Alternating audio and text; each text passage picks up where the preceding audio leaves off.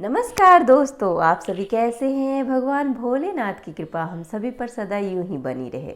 दोस्तों, अभी गुप्त नवरात्रि चल रहा है। आज गुप्त नवरात्रि का चौथा दिन है। आज के दिन यानी गुप्त नवरात्रि के चौथे दिन माँ भुवनेश्वरी की पूजा का विधान है। इस दिन भक्तजन बड़े ही भक्ति भाव से माँ भुवनेश्वरी की पूजा आराधना करते हैं, उनका आशीर्वाद प्राप्त करते हैं। इस दिन भक्तजन भक्ति भाव से माता का भजन कीर्तन और साथ ही साथ माँ को खुश करने के लिए माँ की कथा का वाचन और श्रवण करते हैं। ऐसे में दोस्तों, माना जाता है कि माँ की कथा का वाचन और श्रवण करने से हमारे जीवन में सुख और सौभाग्य की प्राप्ति होती है। तो चलिए दोस्तों, आज की वीडियो में हम गुप्त नवरात्रि के चौथे दिन माँ भुवनेश्वरी की कथा सुनेंगे।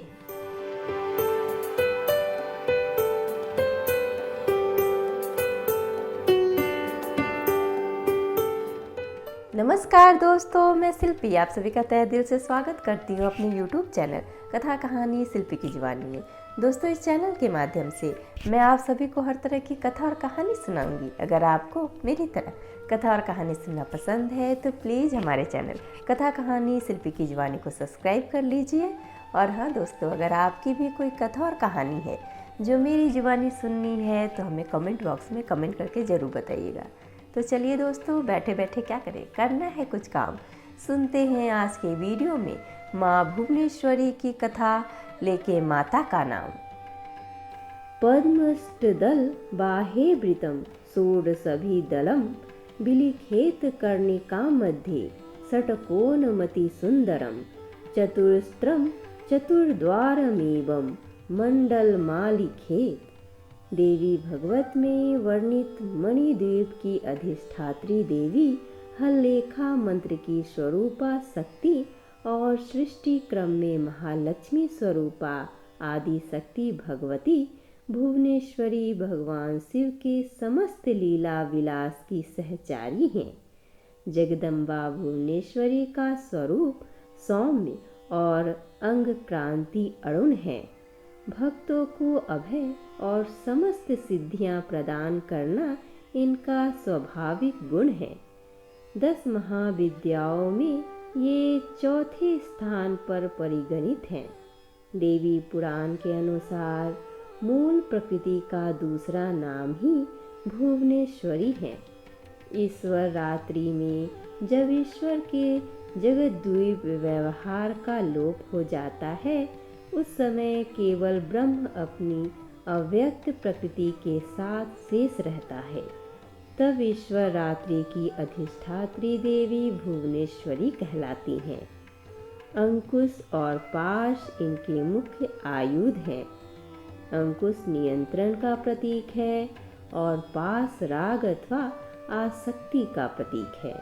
इस प्रकार स्वरूपा मूल प्रकृति की भुवनेश्वरी है, जो विश्व को बमन करने के कारण वामा शिवमयी होने में ज्येष्ठा तथा कर्म नियंत्रण फलदान और जीवों को दंडित करने के कारण रौद्री कही जाती है। भगवान शिव का वाम भाग भी भुवनेश्वरी कहलाता है। भुवनेश्वरी के संग से ही भुवनेश्वर सदाशिव को सर्वेश होने की योग्यता प्राप्त होती है। महानिर्वाण तंत्र के अनुसार संपूर्ण महाविद्याएं भगवती भुवनेश्वरी की सेवा में सदा संलग्न रहती हैं। 7 करोड़ महामंत्र इनकी सदा आराधना करते हैं। 10 महाविद्याएं ही 10 सोपान हैं। काली तत्व के निर्गत होकर कमला तत्व तक की 10 स्थितियां हैं, जिनमें अव्यक्त भुवनेश्वरी व्यक्त होकर ब्रह्मांड का रूप धारण कर सकती हैं तथा प्रलय में कमला से अर्थात व्यक्त जगत से क्रमशः लय होकर काली रूप में मूल प्रकृति बन जाती हैं। इसीलिए इन्हें काल की जन्मदात्री भी कहा जाता है। दुर्गा सप्तर्षि के 11वें अध्याय के मंगलाचरण में भी कहा गया है कि मैं भुवनेश्वरी देवी का ध्यान करता हूँ। उनके श्री अंगों की शोभा प्रातः काल के सूर्यदेव के समान अरुणाभ है। उनके मस्तक पर चंद्रमा का मुकुट है। तीनों नेत्रों से युक्त देवी के मुख पर मुस्कान की घटा छाई रहती है। उनके हाथों में पाश, अर्धकुश एवं अभय मुद्रा शोभा पाते हैं।